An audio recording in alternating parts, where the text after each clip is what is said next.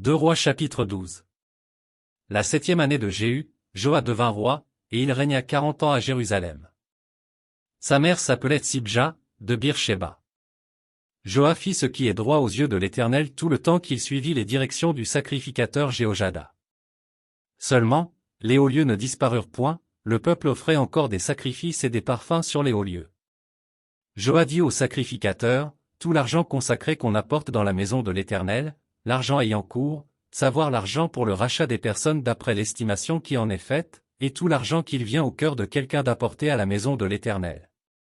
Que les sacrificateurs le prennent chacun de la part des gens de sa connaissance, et qu'ils l'emploient à réparer la maison partout où il se trouvera quelque chose à réparer.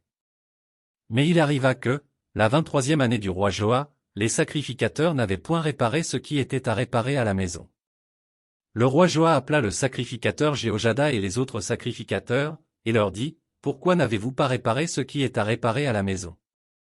Maintenant, vous ne prendrez plus l'argent de vos connaissances, mais vous le livrerez pour les réparations de la maison. » Les sacrificateurs convinrent de ne pas prendre l'argent du peuple, et de n'être chargés des réparations de la maison. Alors le sacrificateur Jéhojada prit un coffre, perça un trou dans son couvercle, et le plaça à côté de l'autel, à droite, sur le passage par lequel on entrait à la maison de l'Éternel. Les sacrificateurs qui avaient la garde du seuil y mettaient tout l'argent qu'on apportait dans la maison de l'Éternel. Quand ils voyaient qu'il y avait beaucoup d'argent dans le coffre, le secrétaire du roi montait avec le souverain sacrificateur, et il serrait et comptait l'argent qui se trouvait dans la maison de l'Éternel. Il remettait l'argent pesé entre les mains de ceux qui étaient chargés de faire exécuter l'ouvrage dans la maison de l'Éternel. Et l'on employait cet argent pour les charpentiers et pour les ouvriers qui travaillaient à la maison de l'Éternel. Pour les maçons et les tailleurs de pierre, pour les achats de bois et de pierre de taille nécessaires aux réparations de la maison de l'Éternel, et pour toutes les dépenses concernant les réparations de la maison. Mais, avec l'argent qu'on apportait dans la maison de l'Éternel, on ne fit pour la maison de l'Éternel ni bassin d'argent, ni couteau, ni coupe, ni trompette, ni aucun ustensile d'or ou d'argent. On le donnait à ceux qui faisaient l'ouvrage, afin qu'ils l'employassent à réparer la maison de l'Éternel. On ne demandait pas de compte aux hommes entre les mains desquels on remettait l'argent pour qu'ils le donnassent à ceux qui faisaient l'ouvrage, car ils agissaient avec probité.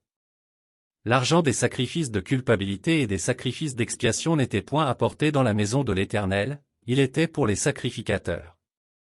Alors Hazaël, roi de Syrie, monta et se battit contre Gath, dont il s'empara. Hazaël avait l'intention de monter contre Jérusalem.